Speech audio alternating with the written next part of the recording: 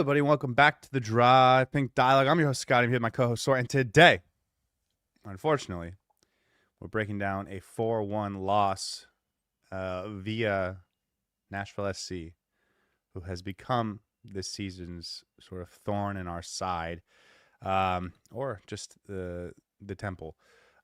Inter Miami loses 4-1. We're going to talk about it. We'll give out some awards, all that stuff. But before all that, Saur, my friend, my co-host, how are you feeling today? Clearly, I should have gone on a longer hiatus. Yesterday's raw reaction was not nearly enough. I shouldn't have been here for this game either, the post game reaction. I didn't watch the game live. I just saw what was happening. You were texting me on the side, giving me commentary and your perspectives on how things were unfolding. And then at some point in the evening, I checked my score. It was 4-1, and I was in shock. And that's when I knew I don't want to come for this post game show. But here I am. I didn't mean to leave you alone one more time. That was a very difficult watch, but oh well, this is our job. This is what we're going to do. We're going to break it down. We're going to talk all things that went wrong, all things that may have gone right, why Inter Miami lost this game so spectacularly, as is said in the title, and why Nashville deserved it. So I don't think it's going to be a fun one, but I think it's our responsibility to talk about it. So here we are. I don't know if it's going to be fun, but I do think it's going to be straightforward. You know? I think so, yeah. Stock says, let's just talk injuries. And I think I'd much rather spend the next hour talking about injuries and potentially who could come back soon or not, and then go to awards and then call it quits. I don't know if I want to actually get through this game, but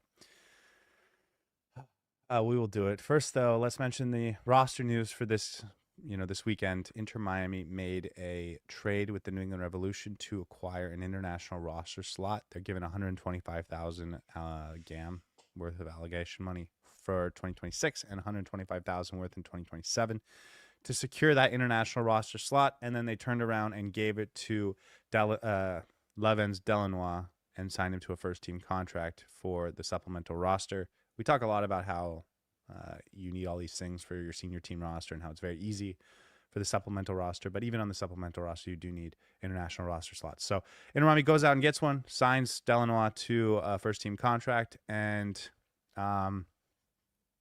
congratulations to the kid. I think we were both very impressed with his first two games in the Leagues Cup, and he played again last night. And I do think he's someone to pay attention to for Inter Miami and Inter Miami fans. So congratulations on getting the first team contract, and welcome to the big leagues, kid. Yeah, clearly somebody who's trusted by Guillermo Hoyos and his coaching staff. He's got a fair share of his runouts in the last few games, and we've seen him live. We can tell you he's very exciting on the pitch. Watching him live, very speedy, has some good actions in the final third, and I think he has some opportunities to prove exactly why he's being trusted with this. So excited to see what he can do, and good luck. Congratulations. Yes, I think that's it. I'm trying to think if there's anything else we can do to delay the inevitable, but maybe we should. Let's just get talk about into all it. the missing pieces in the back line. And then the middle. And then, well, nobody's missing in the middle. But There's only one player missing on the back line too, but it's still a why? cluster Maxi of Falcone's not playing. nuts. Luhan's gone. Ian Frey looked a little bit out of it as well. Like we've got a few missing pieces. Yeah. Too I soon. think if you Too don't soon. smile through it, it's just painful. I'm not sure I'm ready for that yet, though. Should we go straight to awards? I have some good awards tonight. I'm so ready for this. Here's what I'll say. The theme of my awards is straightforward. Just straightforward. No creativity. Just some things need to be said, and I'm going to say them. Let's get into the game, though, quickly so that we can, give Nashville their due. This year, we haven't talked about the opponent as much in our post-game reactions, or recaps, but I do think it's probably worth it for this particular opponent because they are going to be there till the end for Inter Miami, and I think we're going to play them again next month. The entire Supporter Shield race, I think, is going to come down to these two teams, and then obviously they're going to be in each other's way in the Eastern Conference playoffs. So, as much as we desperately want to be done with this team, we are certainly not done with this team. 17th minute, Elias Said, who had a really good game, He just bloops in a soft cross to the back post from the left side to the right side of Rocco's net. No one goes to collect it. No one goes to block it. No one goes to clear it. And then Andy Nahr makes a nice run at the back post and just gets a soft, subtle header on it to open the scoring in the 17th minute. Typical Inter Miami defense. Everyone falls asleep. That was a dangerous ball in, but somebody comes out for it, please. Either Rocco Ríos Novo, either somebody in the back post. Reguilon gets caught sleeping once again. And yeah, Naha, first one to react. Great finish. Saad, I thought, was exceptional in this game. I thought he was very, very good for this team. Yeah. And another one of those pieces in their blistering attack that's going to haunt us for at least another game before we can get our own back. So what can I say, man? I think as much as you want to applaud Nashville for their offensive firepower and the way they were playing, I thought Inter Miami should have done better on this specific goal. Very soft goal to concede. Yeah, Fukunomura needs to. He is not able to stay in front of Syed, so he has to give him plenty of space. And then when you give someone plenty of space, they have plenty of room to and time to put in a good cross. So the right back needs to be better in that situation. Obviously, Sergio Reguilon on the back post. Can't just let the opposition's fullback run right by you for an easy header in the back post. Just terrible from Reguilon. And then the one that I didn't really mention last night, but it became obviously clear on the rewatch. Rocco Ríos Novo should have gone and got that in 3 different spots. And he could have comfortably collected that. So just like all around mistakes everywhere. It's a good ball in. It's into a dangerous spot for the attacker, but it didn't seem like there was an obvious player to get on the end of it. And there was 3 players from Inter Miami that probably could have cleared it, and 2 of them were Rocco at various points. So, yeah, just a tough game. Or rather, a tough goal to allow. Inter Miami does. Tough game. Tough game. That's a Freudian. It's a Freudian slip right there. But Inter Miami was able to hang on for a little bit, barely, but were able to. 22nd minute, Casemiro sort of pops a ball over the top to Luis Suarez in a dangerous spot. He takes a nice touch and then gets a foul in the box for a penalty. Messi takes the penalty, misses the penalty, and Sergio Reguilon, who then puts the ball in the back of the net on the rebound for the penalty, is called for infringement of whatever. He was in the penalty box when the penalty was taken. Can't do that. So it's a turnover and no goal for Inter Miami. And the momentum for Nashville continues to build, and they put a lot of pressure on Inter Miami. Continues to struggle to do anything on the ball. Late in the first half, they are able to get the equalizer. Really against the run of play. It was a very thoroughly comfortable, dominant game up until this point for Nashville. And I thought they were unlucky to be up only 1-0 as you hit the 45th minute mark. But we know with this Inter Miami team, it only takes a second, it only takes one pass to clear things up and change the game. And it felt like that happened in the 3rd minute of stoppage time. Messi with a great pass to Telasco Segovia into the box. He takes a nice touch, spins, and then fires it past Brian Schwakey into that far post to equalize. And Inter Miami, for as bad as the first 45 minutes were, got a little bit of the ball, a little bit of pressure in the last 5 minutes before the first half ended, and were able to equalize. And at halftime, it was sort of okay, we survived, but we have a whole other second half. Let's take those last 5 minutes and add on to them. And that was certainly the plan, I'm sure, when they came out of the locker room. I'm going to steal something you said offline right before we went live.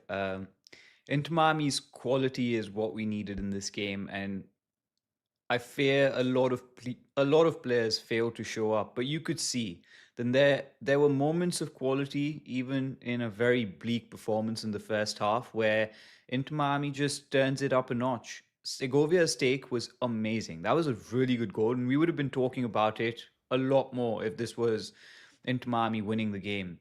If Lionel Messi had scored that penalty, this could have been a completely different go into the second half. So yes, we were constantly under pressure by Nashville. They did not finish their chances at all. This was what Taylor Twellman says when he talks about Inter Miami just needing one chance versus their opponents trying 7-8 times and only getting one goal. So on another day, it could have been completely different. And Inter Miami, if they had the quality, they might have been able to go into the second half ahead, or at least looking a lot better than they did. But let's be honest, Nashville deserved to go in with the lead. So they would have been gutted that it was 1-1. They were the better team, clearly, with a better plan, structurally set up. Everyone was looking a lot sharper and they were playing proper football. And Inter Miami was grasping at moments in this first half. So 1-1 slightly flatters Inter Miami, but still, there's 45 minutes to play, and you can almost excuse that performance if we put in a better performance in the second half.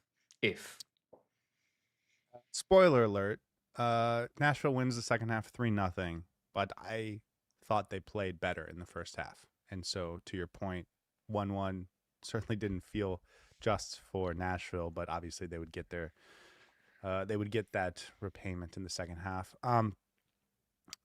The other thing about this that I did notice is Nashville came out firing, and they were awesome. And congratulations to them. They were fantastic.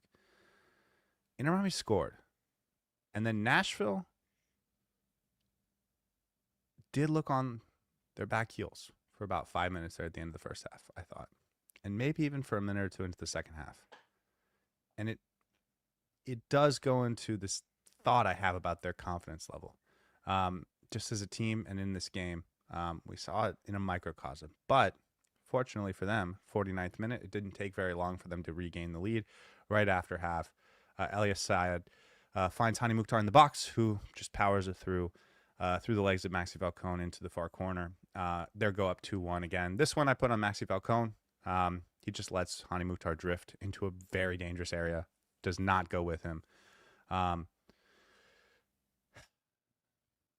We'll talk about that more in awards, but Nashville goes up 2-1, and then very quickly after 56th minute, Inter Miami starts pushing up. They're trying to get numbers. They're trying to score a goal. They're trying to regain some composure and standing in this game, and then they leave their defenders in bad spots going the other way, and that's exactly what happened in the 56th minute. Gonzalo Lujan goes to try and take the ball from Reed Baker-Whiting. It was a 5-on-5 in that situation.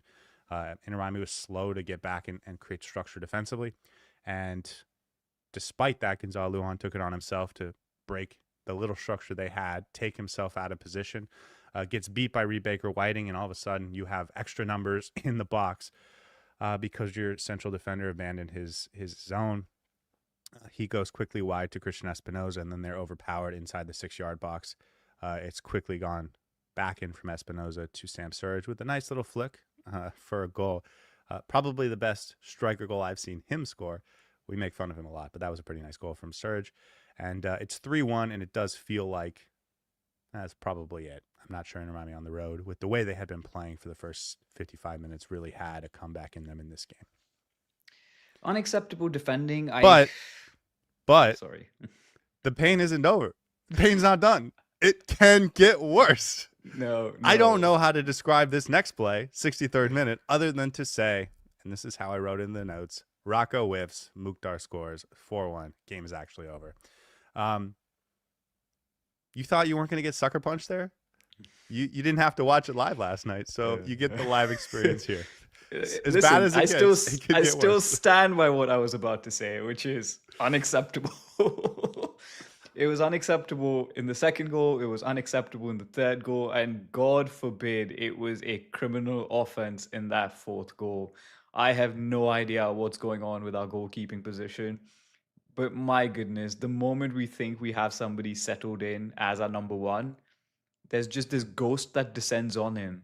Probably the ghost of Drake Callender coming back to haunt us. And they just make a spectacular error that I think sums up the game for Inter Miami. Zero quality in that second half. Did not show up. In the first half, I would have said, okay, maybe we had a few opportunities. In the second half, I thought, at least for the first 20 minutes, Nashville just ran ragged. Every time they were on transition, they looked dangerous. And it was that simple for them. They didn't have to be good in the second half. All they had to do was beat us in transition and then take one of the opportunities. And in fact, they took two, and then we gifted them one goal. So it is what it is. It's just, you know what I said in the pregame show? I said if Inter Miami puts a good performance on, and even if we lose, at least we'll be able to be proud of this team. There has been deficiencies with this team. The midfield structure is a little bit off. We have problems with injuries in the front line, the lack of options on the bench. But if you put in a good performance tonight, which I expected them to, the result would have been secondary because there's still a lot to play for in the Supporter Shield race. This was just laying the red carpet for Nashville and asking them to come walk all over us. And it didn't feel good as a fan. I wish we'd put on more of a fighting performance because now we have to concede the bragging rights to Nashville. Like, we don't have a leg to stand on. We can't say anything to them. They played really well. They deserve the 3 points. They deserve to lead the Supporter Shield at this point. And going into that game at Miami Freedom Park in a month, I think they're going to feel really, really good about it. And we will be fuming and wanting some revenge. So yeah, one eye towards that because we definitely need to get our own back. But this was a spectacular failure. And this was this was supposed to be the get back for what happened in the CONCACAF Champions Cup. So yeah. Just to finish this game out, there was a couple moments for Inter Miami late that actually only served to reinforce how it wasn't our night. A really nice ball by Suarez to find Segovia making a nice run centrally. He gets into a position, great ball in. He gets a position where it's a one-on-one with Brian Schwakey. And Brian Schwakey makes a nice save that, if it's 1-1 game, he might not make. That might be a winner. But in a 4-1 game where everything's going your way, you just have the confidence to make that stop. 94th minute, just to double down that it's not our night. Lionel Messi hits the right post, gets the rebound, and hits the left post and out. And then just for one last dagger, 95th minute, Messi scores. And the flag goes up, and he's offside. So just everything that leads to one team dominating another team happened in this game. Miami didn't show up. They played poorly. Nashville played incredibly well. The little moments were off by a few inches. Couple injuries, had to make some subs, got the situational game plan wrong. Like, it was just all around bad. And that's going to lead to a pretty frustrating performance in a game that we talked about on Wednesday as an opportunity for them to sort of redeem themselves for the Leagues Cup. And instead, I wouldn't call that redemption. Let's just put it that way. In fact, we just built another mountain that we need to climb when it comes to getting redemption against Nashville. So, hey, maybe we're just collecting all the pieces before we actually get that redemption in the next 2-3 games. Who knows? Who knows when that's going to happen? But disappointing, man. That's all I can say. It's not very insightful, but it's straightforward. Inter Miami was not good yesterday. Period. Yeah. Does it matter? Here's what happens for me. I don't know about you. If Inter Miami draws 2-2, but they give up a goal in the 94th minute, I'm just infuriated for hours. But if they lose by 3 goals in the 60th minute and I have to watch for 30 minutes and have a chance to sort of come to terms with what's happening, by the end of the game, I'm actually much calmer and have started to sort of turn the page to, okay, what do we do next week? How do we make up for this? Is this really the end of the world and all that stuff? So certainly by the end of the game, I was thinking about what's next. And the first thing that came to mind was 2 years ago, Inter Miami, Cincinnati, going back and forth for the Supporter Shield. Inter Miami 1 point up. That game we thought might determine who wins the Supporter Shield. Cincinnati wins 6-1 at TQL Stadium. We went there and lost 6-1. It felt a lot. It felt like this, but it was even worse. And then they didn't lose another game in the MLS until the playoffs. So, does it matter?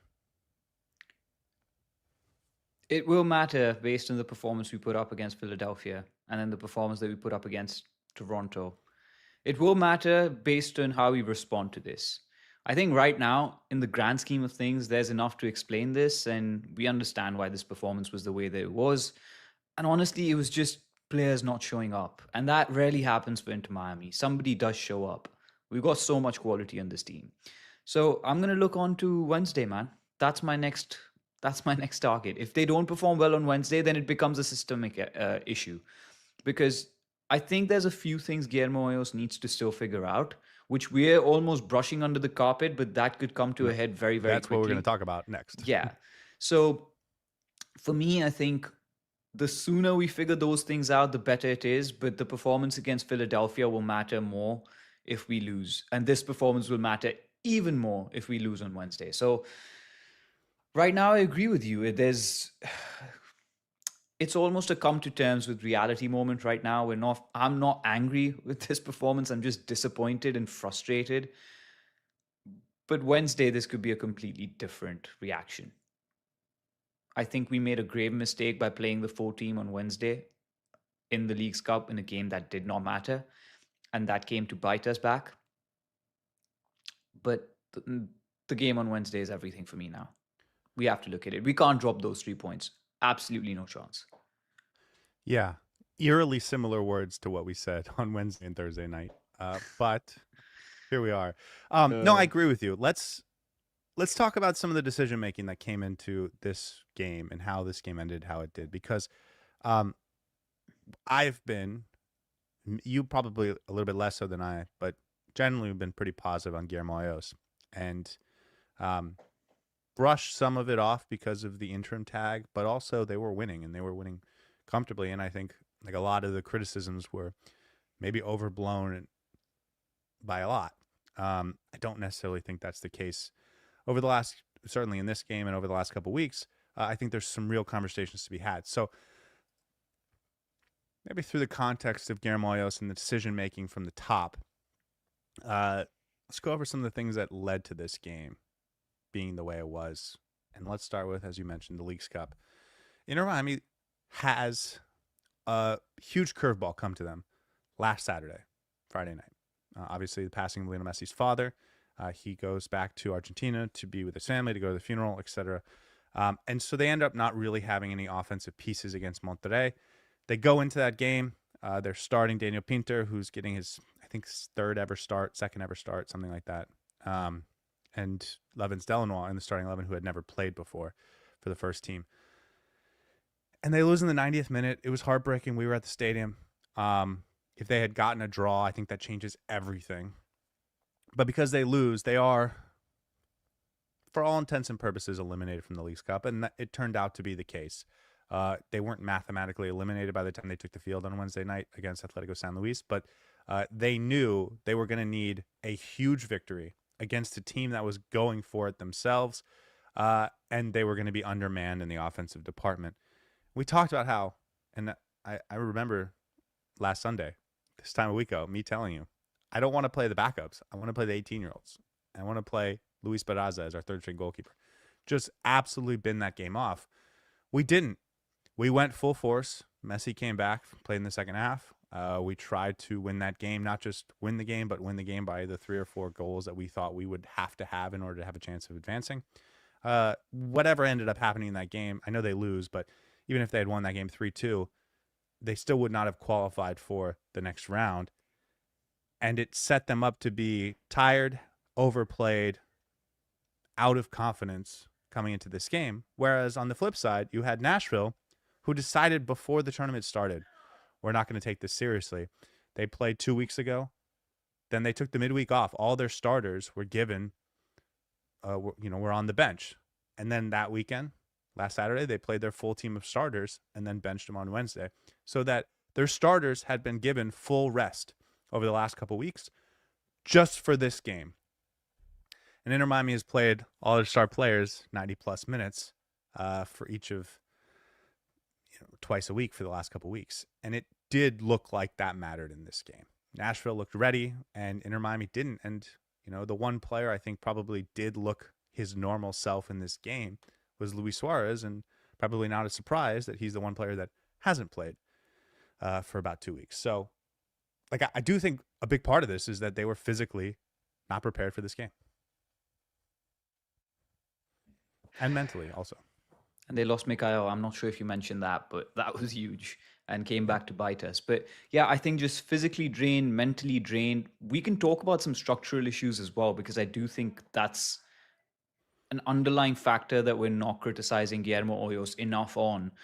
But yeah, there's just so much happening behind the scenes with this team. The injuries, the approach in the Leagues Cup, some of it in our control, some of it completely out of our control, that just led to this game where you could see the players were mentally unprepared to go with the physical exertion that they will have to put in against From the get go, too. Like, it from the wasn't, get-go. yeah. And the effort that Nashville was putting in, you could see Inter Miami was not ready for that level of effort. For good reason, but yes, that doesn't excuse the lack of quality. So I think you summed it up really well. And maybe that's, I think, the perfect way to understand why this game went the way that it did. But again, at the end of the day, history books are not going to count for all the context around the game. They're just going to count for the scoreline, which was 4-1. So as much as we try to justify it, I don't know if it really matters at the end of the day. Well, and the context is not an excuse. Inter Yeah, Miami still has plenty of talent to go out there and compete against this exactly. Nashville team. Nashville is good across the board. They don't have any bad players that really play for them. Clearly, no weaknesses. Obviously, if you look at Inter Miami, you have clear weakness in the back line. But Inter Miami has star power that Nashville just can't match, and that star power didn't show up in any real way last night. So it kind of goes across the board there. Okay, I want to talk about a lot more. I want to talk about the goalkeeper. I want to talk about the midfield. I want to talk about the right back. I want to talk about the center backs. But I have a feeling a lot of those conversations will be had in awards. Yep. Yep. So here's what I'll do. I have a list of what I want to talk about. If we get to them in awards, we'll just talk about it when we get there. And if not, we'll just do it afterwards. But is there anything else you want to get to before we get to awards? I'm ready. Okay. For everyone that doesn't know, every game, 6 awards, Heron of the Match, Heron that flew north, and 2 individual awards each in Saur because I'm a gentleman. I will let you go first. It's hard to pick a heron of the match in a game that you lose 4-1. If you look at the advanced stats, there's barely any player who's broken the 6.0 figure. I'm going to give this one to Segovia because I think he took his goal really well. Had a couple of other opportunities that if he had maybe gotten on the end of, the game could have been slightly different. But I thought he was more of a positive light in the broader performance that was put in by Inter Miami players. So he gets the goal, which I thought was an individually brilliant goal. And I thought a better performance compared to some of the others in and around him. So not much to say here. Difficult to pick a heron of the match in this game. But for me, it's Segovia. I thought he was the bright spark.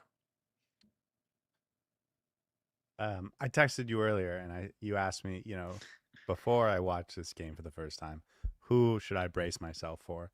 And I said, I think there's only 2 or 3 players that you don't have to brace yourself for. Segovia was certainly one of them. Takes his goal really well. I'm not going to come back to this, but Luis Suarez, I thought, also had a pretty nice game. Couple other players you maybe feel fine about their performances. Maybe Yannick Bray, maybe Ian Frey. Maybe Noah Allen and Levens Delanois off the bench didn't do anything too bad in their cameos. But for the most part, like, there's a lot of options for Heron that flew north, not a lot of options for Heron in the match. And so I think this is a sensible pick. Very tough first half. And if he misses that shot, we don't even have a chance at halftime. So big time moment from him. And listen, if he puts that ball in the back of the net in the second half, it's 4-2. It's a bad loss, but at least we finished on a high note. And he's the guy who gets himself in position to make that play happen. So yeah, I guess. I don't know if there's much great to say about it, but he wasn't one of the bad players in this game. Let's put it that way. I think that's the right way to approach this. May not have been heron of the match, but was definitely not one of the worst players of the pitch. So definitely not the heron that flew north award. Maybe that's what this award should have been called for today. It's just Yeah. good enough to not be in consideration for the worst player on the team. Yeah. Okay, I'm gonna go with the heron that flew north. I struggle with this one because there's a lot of options. Explain the award first. Why don't you explain the award? Why? Okay. Heron that flew Prepare north award myself goes with to this. the player who does the wrong thing on the pitch because Florida herons, if you catch them flying north, they're doing the wrong thing. In fact, if you catch them flying anywhere, they're doing the wrong thing. And in that vein, this award goes to the player who did the wrong thing on the pitch. And I have a feeling you're going to give this to somebody that might prove to be fairly controversial in the chat. So why don't you take it away, Scotty, and I'll let you handle this one. Yeah. Sometimes you just got to do it, I think. One player we didn't mention in the entire first half breakdown was Facundo Mora. He was so bad he had to come out of the game in the first half. They didn't even wait till halftime to make that change. Gonzalo Luan was terrible. Maxi Falcon was terrible. Rocco, obviously, with an absolute disaster class. He had a bad game and then also had a terrible moment. Reguilon was bad. Rodrigo de Paul was bad. Casemiro was bad. So what I decided to do was not pick the player who played the worst. I looked for the moments that didn't come through that I thought could have changed the game the most. And obviously the worst moment of the game is Rocco's, but it was 3-1 and it was not trending back towards being competitive. Couple missed shots at the end, obviously the goals, but I decided I'm going to give it to Lionel Messi for this game because of the penalty miss in the first half. Did not get talked about. Obviously, Messi misses the penalty, and then Sergio Reguilon comes in with the rebound. And the conversation about that penalty is Reguilon, is he onside or is Nashville offside? Should they redo the whole thing? Is the goalkeeper on the line? They have to review it from VAR, all that stuff. And there was no conversation about how that was the worst penalty I've ever seen Lionel Messi take. He does the stutter step, doesn't work, hits it right into the goalkeeper. He has a couple other missed goals in this game, but I thought that was the moment that could have changed the game. And he didn't make it happen. So for this game, for the Heron that did the wrong thing, not even just that he missed the penalty, but he had that stupid run-up, I'm giving it to Lionel Messi. Heron that flew north. Listen, it's your award to give, and I would definitely think he was in contention for this, but maybe not the one I would have given it for. I would have probably given it to Mora or Rocco Ríos Novo. I'm not complaining because... No arguments for me. Yeah. Mora deserves it. Falcone deserves it. 6 other guys deserve it too. I think your sentiment is correct, and I understand what you're getting at with this. That could have changed the game in Inter Miami's favor in a lot of ways, and it was a very, very difficult moment. But also, I think overall Messi was fine. But yeah, we needed somebody to step up in this game, and it's hard to blame him given that he's been away from the team for a week or two and everything that's going on in and around that. But that was the defining moment of the game. Again, I would have probably given it to Rocco, who had a shocking mistake. But I'm just glad that I can now give awards to players who don't get picked for this, and I can make up some fun awards for those. So yes, I understand your sentiment. Also, I think the leadership factor, right? Somebody had to rally the troops. We looked completely bereft of any ideas or any competitive spirit. And you have to look at the leaders like Rodrigo de Paul and Lionel Messi forefront, and their body language didn't look particularly great. So yeah, maybe he deserves this one. I don't know if this is the right place to talk about this, but you did bring up leadership. And not that this is necessarily Messi's thing. By the way, I will say Messi also, his movements were good. I thought he was okay, but there was just some of the big moments that he could have changed the game and didn't. So I'm not concerned about him at all. Whereas we're gonna have a bunch of conversations about players I am very concerned about long term, and I think deserve their own very special and straightforward awards. I hate this we're going to stay in the locker room 3 extra minutes or 4 extra minutes thing. And the reason I hate it is because they only do it when they're losing or when they're not playing well. And they think they need some psychological advantage. But then the other team knows that if they're doing this, we have the psychological advantage. And it plays into their own confidence. They need to do that when they're up 3-1, just to switch things up, just to confuse people, just to get the mojo back, because that doesn't work. It doesn't work at all. Um, they only do it when they think they need it. And then it's not a psych out the other team. It's a psych out yourself, or it's a psych up the other team because they know you got in their heads. It's dumb. It's They some should stop reverse it. psychology. It's that they only ever do it when they're losing or when they think they're in trouble. They never do it when they're in control or dominating. And so there's no like confidence behind it. It's sort of like we're doing this just to like shake up our own psychology. It doesn't work. The success rate on it is very low, and I'm tired of it. I didn't even notice, honestly, because I switch out in halftime and then come back when the game starts. So fair enough. But yeah, that's some weird reverse psychology going on there. Maybe they did have a few things that they need to figure out. And maybe Guillermo Hoyos needed those 3 extra minutes to give them the tactical instructions so that they don't go into the second half and concede 3 unanswered goals. Oh, wait, sorry, my bad. Next award. What's your first award? My first award is called the Revolving Door of Doom Award. The Revolving Door of Doom award goes to either Maxi Falcone or Gonzalo Lujan, because whoever center back you put back there is going to be a disaster. Or it goes to Rocco Ríos Novo, because whatever goalkeeper you put back there is going to be a disaster. I'll go with Maxi Falcone. That was my first instinct. But by reading your face, I can see that it's Rocco Ríos Novo. It is Rocco Ríos Novo. It's the revolving door of doom for the goalkeepers. It's never going to resolve itself into Miami's cursed until the day that we cease to exist as a club. And all of this was brought upon us because we decided to let go of Drake Callender for absolutely not. I said it earlier, his ghost is now coming back to haunt us, and we are in trouble. Like, we are in genuine trouble. I will want to see Dane St. Clair on Wednesday against Philadelphia. I think it's time.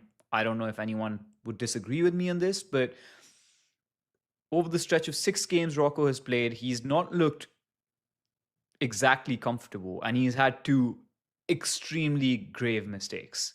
7 games. Rudimentary Sunday League BS sort of mistakes. What was he doing out there in the open in the middle of no man's land is beyond me. I think maybe in this game, when we go into that second half, Hoyos' instructions are you have to come out for some of those over-the-top balls because Inter Miami is going to play a high line and we may get caught in transition. And he decided, I'm just going to stand there for a little bit. And Schwalke's clearance was fine, but I have no idea what Rocco was doing. It was awful. It was very difficult to watch. And I think overall, he did not have a great performance, even if you take away that one monstrous moment that he conceded. Here's the conversation, man. I know you wanted to have a conversation about the goalkeepers, so here's one. No, I 100% agree with you. Listen, he's there to clear the ball because Hani Mukhtar's onside, and he's the only guy there. His only chance is to clear it by coming for it. But he just misreads the ball in the air and then trips over himself and falls. It's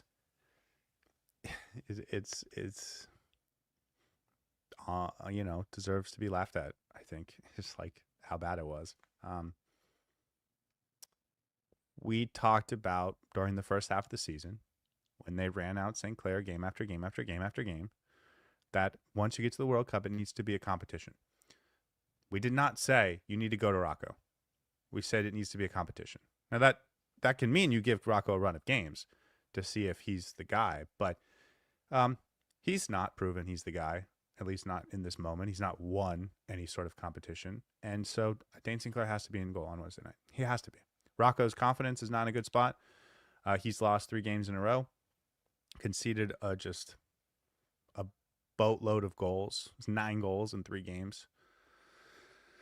A couple really a couple really childish, amateurish mistakes, including in this game. So, like Dane St. Clair, it's your time, and we're now at the point where there's no excuse to go back to Rocco on Wednesday. He doesn't have some crazy skill set that this team thrives on. He's not there's nothing about him that makes him special in a way that you have to force it until it works. He's fine. I don't hate Rocco. I like Rocco as a player, but he's not in good form. He doesn't have confidence. You got to play Dane St. Clair on Wednesday. You have to play Dane St. Clair on Wednesday. I don't know what else to say about it. You have to play him on Wednesday. It's simple.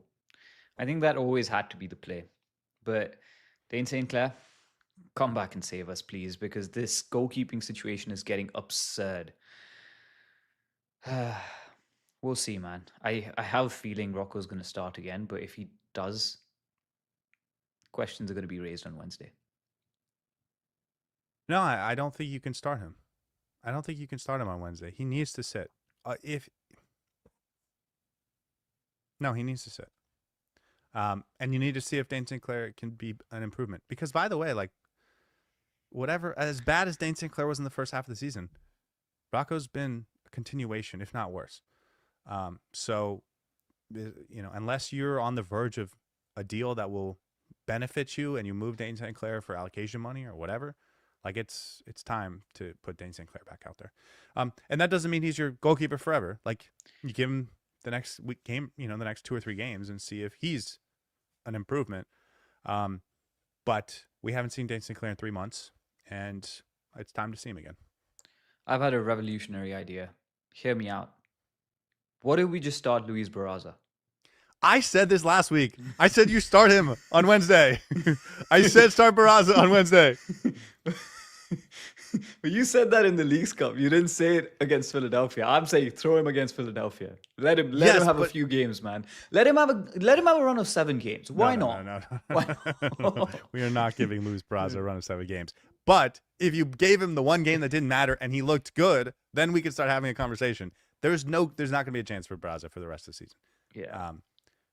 That was hold that top, Wednesday buddy. night. Hold that top, buddy. You've got a long way to go. Don't count your chickens before the eggs hatch. We got a while. No, I do think there's like a real how did we get here? Like, I mean, we have an MLS Cup winning goalkeeper and the reigning MLS goalkeeper of the year. How have we gotten here? It has to be Dane St. Clair on Wednesday. It's okay. Sorry, just to frame this as I did earlier. Once we finish the game recap, I said these are going to be conversations in the perspective of how are we going to judge Guillermo Hoyos. It is the wrong decision to play Rocco on Wednesday. That doesn't mean Rocco's terrible. It doesn't mean Rocco can't come back into the lineup at some point this season. You shouldn't start him on Wednesday. You should start Dane St. Clair. Dane St. Clair hasn't played in 3 months, and Rocco's been bad. It's a competition. It's not Rocco's team. It's a competition. So let them compete. And that means putting Dane St. Clair on the field. Okay. What's your first award? Oh, yeah. I have to give awards, too. I'm giving the Play Better award. The Play Better award could go to literally any of the 11 players on the pitch. Literally any of the 11 players. But I think this goes to Casemiro. He needs to play better. It does not go to Casemiro, but it very well could go to Casemiro. This goes to Rodrigo de Paul. Fair. Same. It also goes to Sergio Reguilon and Rocco Ríos Novo and Casemiro and Lionel Messi. Play better. I think, and I'm only taking Rodrigo de Paul. It goes to Rodrigo de Paul, but I do think the Rodrigo de Paul conversation is actually quite specific as well. So I'm glad you've given it to him because I do want to talk about him. But go on. You have the floor first. Here's the thing. Did they set themselves up for success yesterday? No. Bad starting 11, bad formation, bad back line, really tough situation. Just trying to figure out how to overcome Mikael's injury, short rest, a lot of circumstances going into the game that did not go their way or weren't ideal. But they also individually played terrible. And that's on them. And so we can talk about how do you fix the midfield. We can talk about what do we want to see on the back line. We could talk about switching the goalkeeper. If the players on the field just play badly, you're not going to have success. And Rodrigo de Paul and all the other guys I just mentioned played badly. And Rodrigo de Paul is capable of playing much better. And it's not because he was out of position. It's not because he was too deep. It's not because he was, having to cover for Facundo Mora. It was, all of that doesn't help, but he just played awful. Vision was awful. Touches were awful. Bad passes, turnovers, slow defensively, slow on trying to hustle for second balls. He had a bad game, and he needs to play better. The emblematic representation of this award was, I think, in the 30th minute, where Said just dinks the ball up, completely fools Rodrigo de Paul, runs into space. Rodrigo de Paul turns around, looks at him, and just gives up. And I'm thinking to myself, this is the 30th minute, and you've just let a player run past you into open space. This is the player who's just put in a fantastic delivery to score the first goal for Nashville, and you've given up without a fight. And it wasn't even like he ran away from Rodrigo de Paul completely uncatchable. He was still right there. Rodrigo de Paul could have easily come back and pressured him a little bit. That for me summed up his performance. It was very bad. And this is what frustrates me about Rodrigo de Paul as well. There'll be moments where he has a really good game or two, but a lot of the times it's just bang average, shouting at people, and just not putting in the effort that we deserve from him. And that was an ugly performance. And not just him, I think everyone in and around, but you're absolutely spot on when you say there's no excuse to not make better decisions with the ball at your feet. There's no excuse for not finding the person in front of you. There's no excuse for extra effort. And yesterday, all of that was missing. Inter Miami was unable to keep the ball for more than a second yesterday for large parts of the game. And Rodrigo de Paul was at the heart of that. If he was better at that, if he rallied the middle, if he rallied the front, if he said, listen, we got to be better with the ball, it just didn't work out. And he was giving it away in dangerous positions. And that's no excuse, man. That's absolutely no excuse. Yeah, and I don't even want to, I agree with you. There was definitely moments where you're just like, come on, put in some effort. He also just had bad passes, turned the ball over. Yeah. It was just bad game. And you're the highest paid midfielder. You're the third highest paid, maybe fourth now that Chucky Lozano's back. Fourth highest paid player in the MLS. You're the highest, most expensive midfielder in the history of the league by double. This it's just inexcusable. It's inexcusable. So yeah, you got to be better, Rodrigo de Paul.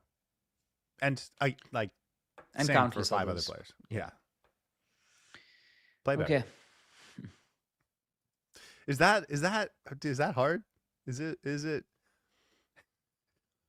maybe it is when you're playing in a cauldron at Nashville after a run of 4 games nonstop. Maybe it is. Maybe some days you just have an off day and you don't show up. Maybe yesterday was that. Yeah, I just don't think you can. He's not allowed to do that. He's not allowed to do that. It's unfortunate, but you're right. No, and when I say is that too hard? Is it as us trying to watch this game back and trying to figure out how to fix the team? And if you're the coaching staff, how do I fix the team? I don't think you watched that game and thought, oh, I have to get Rodrigo de Paul in better positions. I have to figure out how to get more out of him. I think you watched that game and you're going to watch the highlights or the rewatch and you're going to be like, what are you doing? Play better. And that's really the first step to getting more out of this team is to just start playing better. And then we can, figure out the structure, and try and maximize things. But if you're going to play like that, the team's not going to be very good. Okay. What is your second award?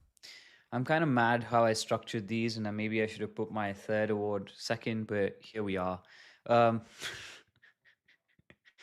calling this the Crab Walk of Shame Award. The Crab Walk of Shame. And this is a throwback to something I had said a couple of weeks ago about a certain player. So if you remember and listen to what I say, then you might be able to get this award. If not, then clearly you're going to struggle. Oh, this is something to do with Frizio Caicedo. It's not. Frizio Caicedo did not play this game, Scotty. Yeah. So, no. Yeah. The Crab Walk of Shame goes to one of the Chuckle brothers. I'm giving it to Oof. Gonzalo Lujan. Well, my third award was for one of the Chuckle Brothers. In fact, my third award was for all the Chuckle Brothers. I literally gave it to every single defender. My third award is the Chuckle Brothers are back award. My third award. Maybe we talk about the third award and then we come back to this. But my third award was the Reverse Gandalf Award because it's basically Gandalf says you shall not pass, but our defense was like, no, you should definitely pass. So if you want to give it to Maxi Falcone, you can give it to him. If you want to give it to Lujan, you can give it to him. If you want to give it to Ian Frey, you can give it to him. That was my third award. But the Crab Walk of Shame Award obviously goes to Facundo Mora because he's a crab, dude. He goes sideways. He doesn't go forward. He cannot go forward. It's against his DNA to move forward. He always has to go sideways. And the walk of shame because he got taken off at the 30th minute mark, and there can be no worse shameful moment for a player than coming off in the first half. So Facundo Mora, you're done, mate. I think your time at Inter Miami is kind of done. I don't think he recovers from this. This has been the worst stretch of 4 games I've seen a player put in since Chelaway. No, this was bad. This was very, very bad. And you said it to me when the game was going on live and you were texting me, giving me live commentary. You were specifically talking about Moura's performance, and I thought to myself, it clearly can't be that bad. Oh, it was that bad. It was that bad. Yeah, this is a reference to the fact that he had to come off in the 30th minute, deservedly so, because we were getting rinsed in that right-hand side and our defense was getting torn apart because of Facundo Mora. And then the crab walk because he cannot go forward. He can only go sideways. So there you go. Crab walk of shame. Actually, that was a good award. I'm proud of it. John says, I don't know what was a worse signing, Moura or Redondo. They both go down as bad. How is Redondo doing? I wonder. Not good. Oh. It's not doing good. You just don't bother. How do I say this? Because I think we have a conversation to have about right back. But before we get to that, let's talk about Moura for a second. I agree with you. I think he's done. I think he needs the Maxi Falcone treatment, which means he doesn't play for the next 3 months. Like, I'm serious about that. I know he's getting paid a lot of money, but you got it wrong as a front office, and now you have to find a different solution. And by the way, I think you need Ian Frey at center back in this moment, especially with Miguel out. So what do you do at right back? It can't be Facundo Mora. It just can't be Facundo Mora. He has zero confidence. I thought he looked, this is me projecting, I'm sure, but I thought he looked relieved coming out because he was just getting eaten apart. Defensively, he was the worst player on the field. Nashville, came out. The game plan was we're just going to attack that left side of the field. Said and Reed Baker Whiting were just having their way on that left side. He obviously had to come. He had to come out. They could not leave him in for the rest of the first half. The game plan switched to move Ian Frey out to that right back spot and then drop Casemiro in between the center backs so you can get your fullbacks higher up. Interesting wrinkle. We didn't really talk about it because, well, it didn't really work. Work. He's unplayable. He shouldn't be on the field anymore. No. You saying he's unplayable means that the other team can't play against him because he's that good. He's unplayable for Inter Miami. He's unplayable because we can't put him on our starting 11, not because he's unplayable, because other teams cannot play against him. It's like this. You're wrong. It's like if you're playable, that means you're solid.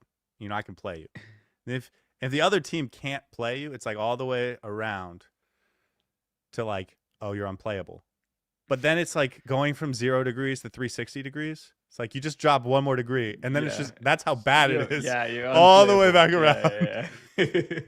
He's unplayable. He cannot be on the field anymore. He can't be on the field anymore. I feel this. It's just I've tried to be really nice about the way I've talked about Facundo Mora because it's been to me very clear from the first, since the preseason and the first couple games that he's not up to this level. But, I'm thinking about this meme where people, he's average on his day, or he's beatable on his day, or whatever. It's like none of those things apply. He doesn't belong on this level. He doesn't belong here.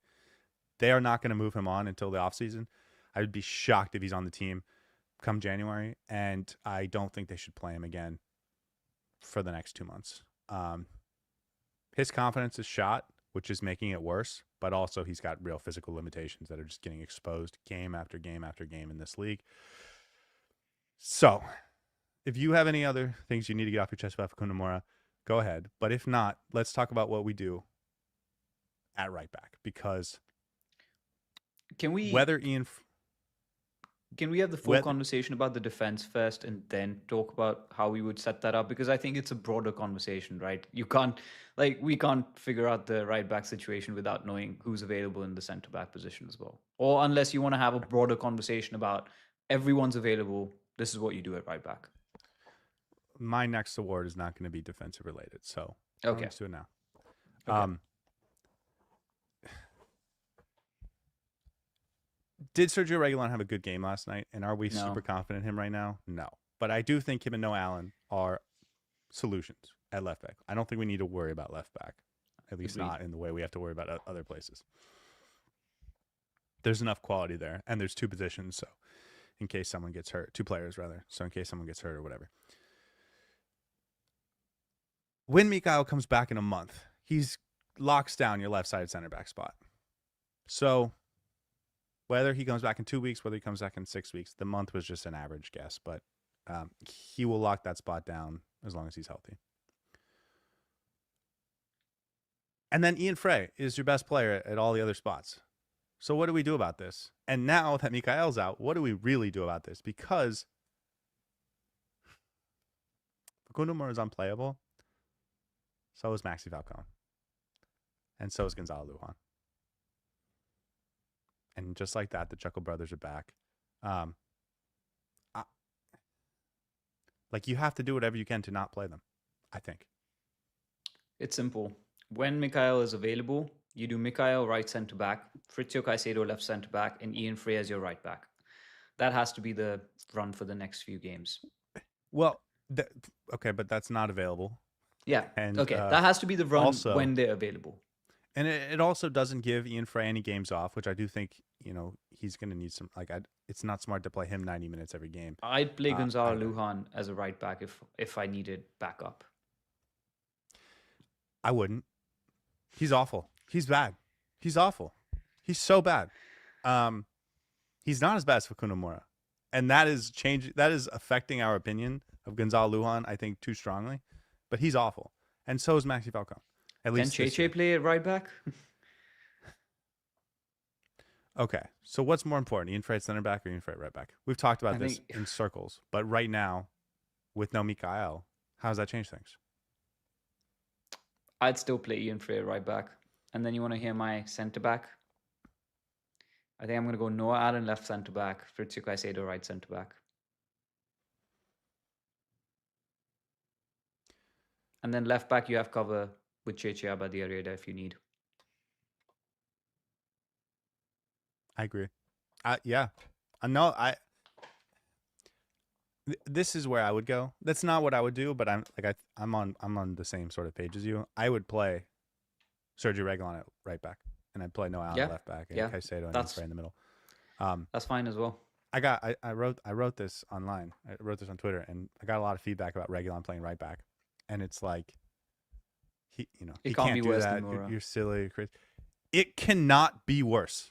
He is a much higher technical player. He's much higher game intelligence. He's much better in combination. I get he's not going to whip in crosses from the right side. I get he's not going to do that. He's not going to provide that at all. We're not doing that. You're not getting that at all anyways. No one's giving you that. You will get more from Sergio Reguilon as a right back than what you're getting from David Ruiz / Facundo Mora and more.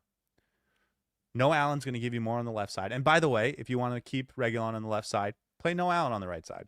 And at least he'll be good defensively. And he'll shut things down. And he'll be able to go back and forth in transition. They have to be more creative. If the answer is we play Noah Allen at center back and Caicedo goes from, he's a left-footed player, but we play him at right-sided center back and then we play Ian Frey right back, okay, fine. I can get behind that too, but they can't play Lujan. They can't play Falcone. They can't play Facundo Mora. That's probably not the right order of saying that, but I think they're all true. And everything this team was built to be offensively and going forward, and the Guillermo Hoyos wants to be, it just can't work with those guys because they're too. They're I just told they you. don't fit the style. They're not good enough. They're not athletic enough. They make bad decisions consistently, You not can't just every outscore an game. opponent when you have a defense line that's always leaking goals. You just cannot. So No, but like I want to be clear on what I say. Mikael and no Al or Ian Freyer or Caicedo or whatever, they might give up 1 or 2 goals a game. This is different. This is yeah, substantially worse. This is a every single time they can give up a goal, they will give up a goal. And they'll give up an extra 2 goals a game that the defense or the offense doesn't even really earn. Um, like I get they're still going to be on the roster. It wouldn't surprise me if Lujan starts on Wednesday, but they are all just so much. The three of them are so much worse than every other player on this team, or at least all the guys that actually get minutes. That I think you have to try and be creative over the next couple weeks. The last 2 weeks have been hard because you've played the Leagues Cup and then you've played this big Supporter Shield game, and so the games have all mattered and been important. You're going to get into a series of 5 games now where you're playing a bunch of teams that aren't in the playoffs, aren't expected to be good this year. 3 of them are at home where you can try some things. And I think you need to get creative in looking for solutions. And I don't think that creativity is Maxi Falcone. I don't think that creativity is Gonzalo Lujan. And I know that creativity is not Facundo Mora. They have to try new things. They have to. And so my big point about this whole thing, this is Guillermo Hoyos' time to make changes and to figure out.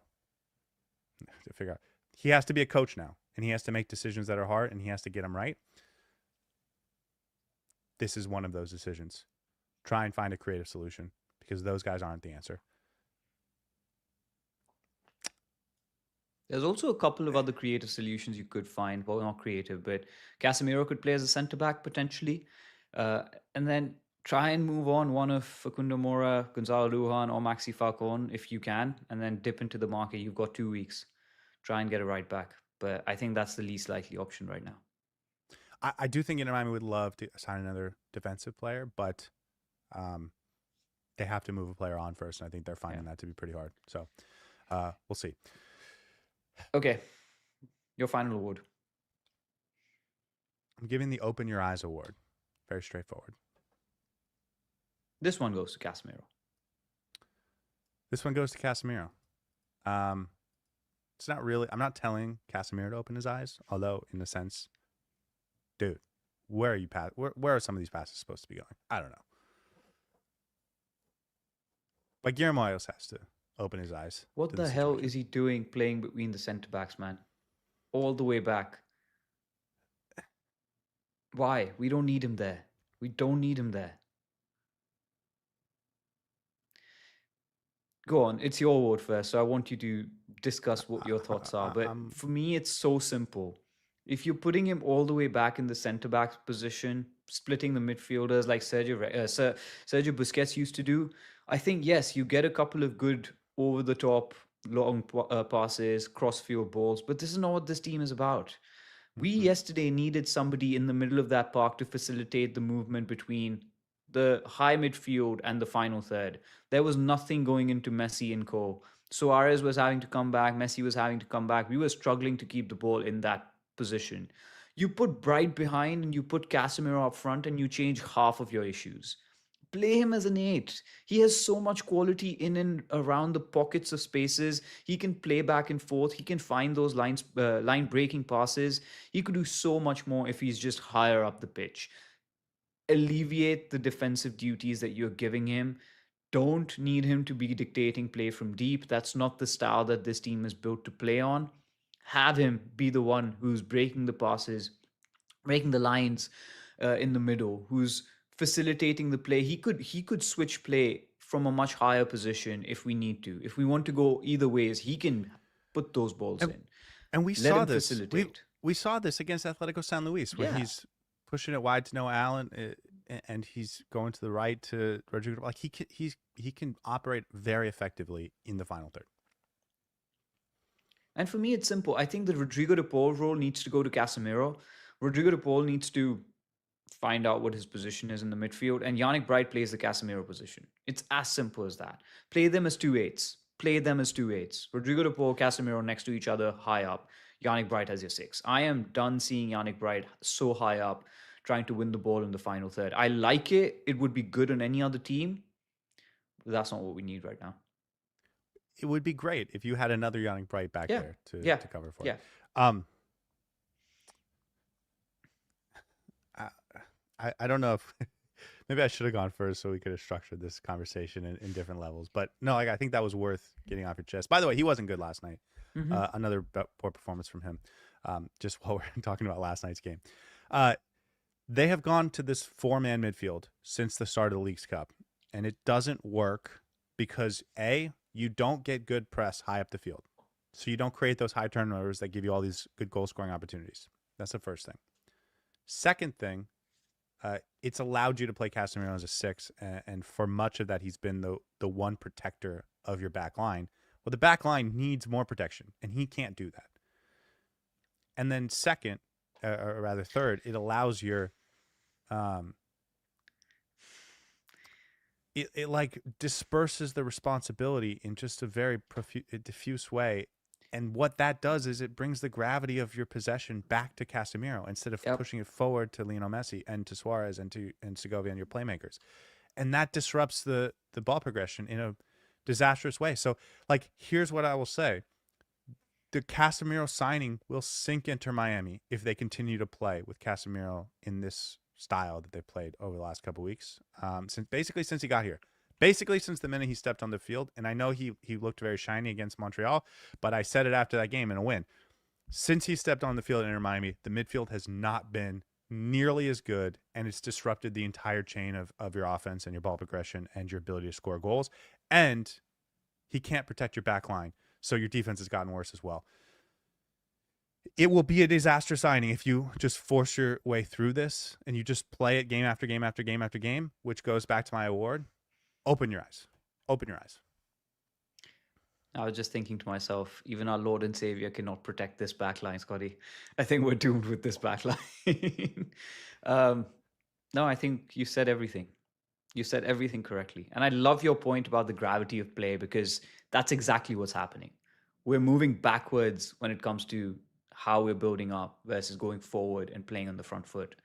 And you put him as a number 8, he may not be the one pressing, but he will be able to connect between the midfield and the front line much better than we are doing right now.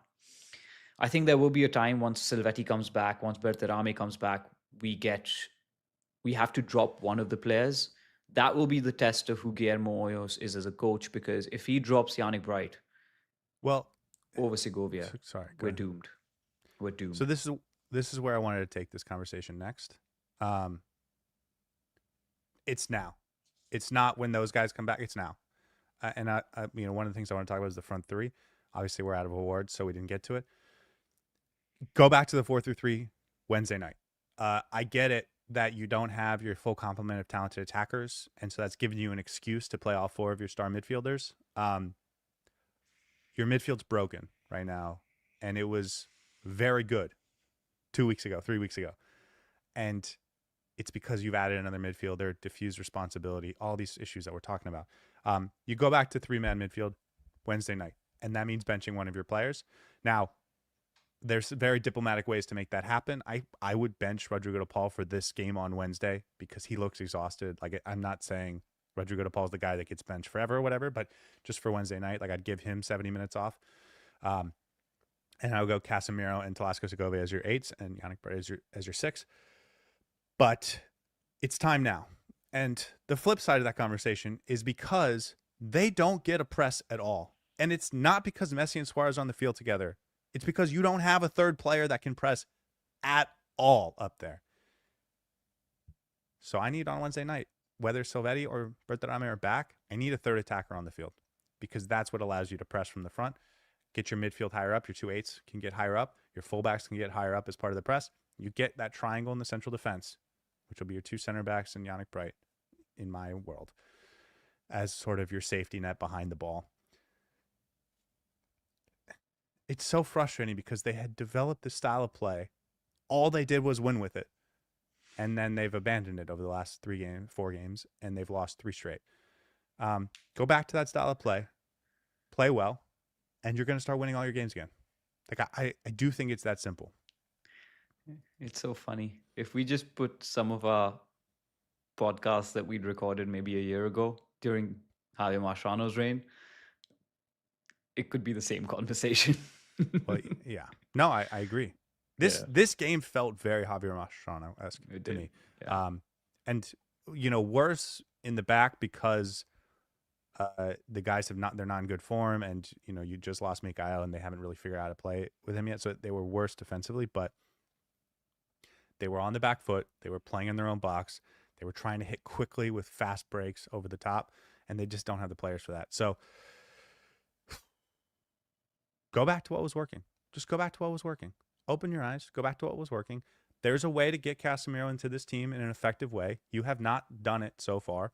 And I would start Delanois on Wednesday. I know that sounds weird. Like, I understand it sounds weird to bench Rodrigo de Paul or Telasco Segovia or Yannick Bright. And by the way, it can be Yannick Bright for a game too. Like, he can't be untouchable. As long as the balance is correct without him. If Casemiro and Rodrigo de Paul are not untouchable, Yannick Bright's also not untouchable. I don't want anyone getting that confused. But go back to a 3-man midfield where you have a staggered midfield so that ball progression and triangles to progress through the middle are available to you again. And then a third attacker that can help sort of improve your press, not just through the middle of the park, but high up in the opposition's half, and put them under pressure, get them turning the ball over in the middle of the park so that you can sort of hit and transition in the way that you have the magic to do. Like, the whole system's broken down since this midfield came in, and it came in when Casemiro started, and it's gotten worse since Guillermo Hoyos decided, let's play 4 midfielders instead of 3 because we don't have enough attacking players to make it work. So go back to a 3-man midfield and do it on Wednesday night. Go back to a 3-man attacking line and do it on Wednesday night. Go to Dane St. Clair on Wednesday night and do not play Facundo Mora for the life of you on Wednesday night. And then we win every game. I think that's the plan, right? Yeah, I think that's easy. That's all the conversations I wanted to have. So I think we've sold into Miami's crisis. Good episode, man. Good episode. I actually liked how we structured this because I feel like sometimes we get carried away just talking about everything and anything under the sun, but I think the awards were very complimentary of the conversations we wanted to have today. So I think I covered everything, but maybe the front line is the last conversation where, for me, it got reminded yesterday why Messi and Suarez were not necessarily complementary under Javier Mascherano's 4-4-2, and maybe they needed another attacker next to them, because we don't get that press high up. We don't get the defensive movement up top to try and suffocate the opposition. And we saw that a bit yesterday. So maybe the solution is to have someone like Delanois or Pinter up top. Yeah, for me, it would be Delanois. At least until Silvetti or Bertarami come back. And listen, both of those guys, I think, are like game to game. So they might be back on Wednesday. One of them might be back on Wednesday, but we'll see. Okay, rest of the lineup. I mean, we talked about everyone when we were just rattling off players that were poor. Luis Suarez, I thought, was pretty good. In fact, I may have given him the man of the match. I think the difference was Segovia's goal. I didn't notice that much of a good performance from him. So I thought most of our big plays came from him, if I'm being honest with you, at least for the first 85 minutes. Messi had some nice ones in the last 10 minutes or so. And then off the bench, Noah Allen, David Ruiz, Delanois. Any comments or thoughts? No, really. I wouldn't play Ruiz as a right back. If that's your solution that you're going to, do not do it. Yeah, it's not it. Yes, to give rest, especially in games that you're winning, but if you want to make a difference in right back, no. Sean says, would you think about sliding Bright out there? I'm assuming to right back, and then Bright as a center back. Says stock ? No, he's our only number 6, man. If Guillermo Hoyos does that though, I will understand. I would be okay with it. It's not what I would do. I want to be very clear about that. But I think he needs to get creative, and if that's the creative solution that he wants to try, I'm okay with that. You know what I mean? Mm-hmm. Okay. Supporter Shield still on? Yeah, I said 5 the pregame points. show. It's not much. Still on. I said in the pregame show, if even if they win, I still think Inter Miami is going to win the Supporter Shield by a comfortable margin. I do think this changes things for Nashville. Like I think they felt a pressure to be perfect over the last couple of weeks, and I do not think they were handling it well. Does this take that pressure off a little bit? Maybe. And if that does, then they might get back into that sort of really effective mode they were on earlier in the season. But like I think Inter Miami is still on pace to sort of challenge 72, 74, 70 points, like in the 70s. And that's generally good enough to win the Supporters Shield. So we'll see. And we got to play Nashville again. So that should be a good that should be a good revenge game. We need to take revenge for a lot of things. So hopefully just add this to the list. I will say, I do think they need to get at least a point in that game. I don't think you can lose. No, I think they have to if you win lose that both game. of them, it's 12 points. They have to win that game. I wouldn't say that. We'll I see think where they we can are lose when that we game. go up against them in that game, because we might actually be ahead of them. So who knows? There's 5 MLS games before that. I believe Philadelphia, Toronto, Montreal, Atlanta, and Chicago. I believe Chicago is the only team that's above the playoff line right now. So there's a chance to really rack up some points here. Yeah. Then they'll play Nashville again at that home game, and then the Campeones Cup right after with Cruz Azul. And then I still think they have like 9 games in the MLS after that. So, There's so much to even play that for, game, man. Yeah. there's 9 more MLS games to play. So it is actually pretty early in the season. I know normally by the middle of August we've gotten into sort of the last 8 or 9 games, but there's still a lot of games to play because of the World Cup break. So I think we'll be okay. Okay, Saur, thank you so much for joining us. Any final thoughts? No, erase my memory. This game never happened. Let's move on to the next one. Philadelphia is an important one, so keeping an eye out for that. It happens. These games happen. We've made the justifications for it. You've heard this episode for an hour and 15 minutes, so hopefully you were able to be placated as we were. And moving on to that Philadelphia game, let's see how we do. A lot of solutions are required from Guillermo Hoyos, and I'd be interested to see the direction that he goes in, because that would tell me a lot about him as a coach. So no, like I think he's on the spotlight now. Like he needs to do some coaching. Yeah, he needs to make some decisions and have some conversations. Okay, guys, thank you so much for joining us. I'm Scotty. That was Saur, and this was the Dry Pink Dialogue. Hey everybody, thanks for tuning in. Do us a favor and hit that like and subscribe button. Since our first viewer, sharing this with you all has been the very best part. So from the beginning until the end, thank you for being a part of this and have a wonderful day.